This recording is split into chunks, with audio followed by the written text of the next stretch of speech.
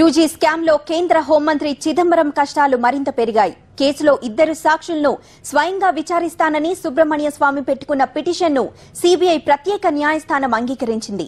చిదంబరం పాత్రపై CBI joint director Awasthi, అప్పటి ఆర్థిక శాఖ కార్యదర్శి సింధు శ్రీ కుల్లర్లను సుబ్రహ్మణ్య స్వామి ఈ నెల 17న విచారిస్తారు.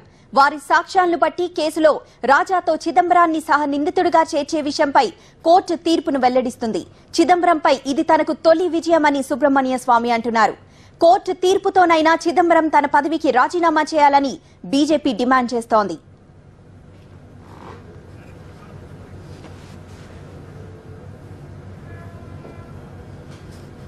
మరిన్ని వివరాలు భరత్ అందిస్తారు. భరత్, మీ దగ్గర ఉన్న సమాచారం ఏంటి?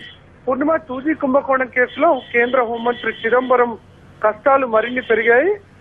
తాజాగా సుబ్రహ్మణ్య స్వామి గత కొన్ని రోజుల కిందట అటు సుప్రీంకోర్టులోను ఇటు 2G కుంభకోణాన్ని విచారిస్తున్న ప్రత్యేక న్యాయస్థానంలోనూ ఒక పిటిషన్ దాఖలు చేశారు. ఏ రాజాతో పాటు అప్పట్లో ఆర్థిక మంత్రిగా ఉన్న చిదంబరం కూడా ఈ కుంభకోణాన్ని బాధ్యుడే. ఆయనకు తెలిసే ఈ కుంభకోణం జరిగింది కాబట్టి చిదంబరాన్ని కూడా సహనిందుడిగా చేర్చాలన్న పిటిషన్ ను ఆయన ఫైల్ చేశారు.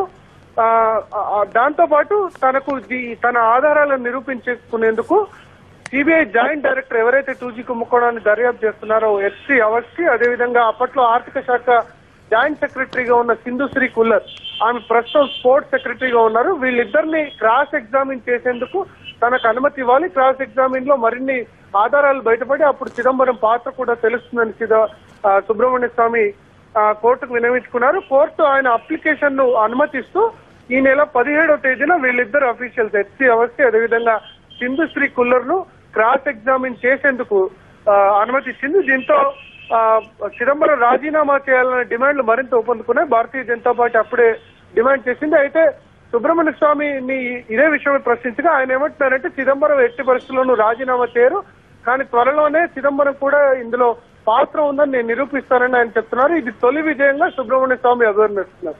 పూర్ణిమ. Right, thank you Bharat.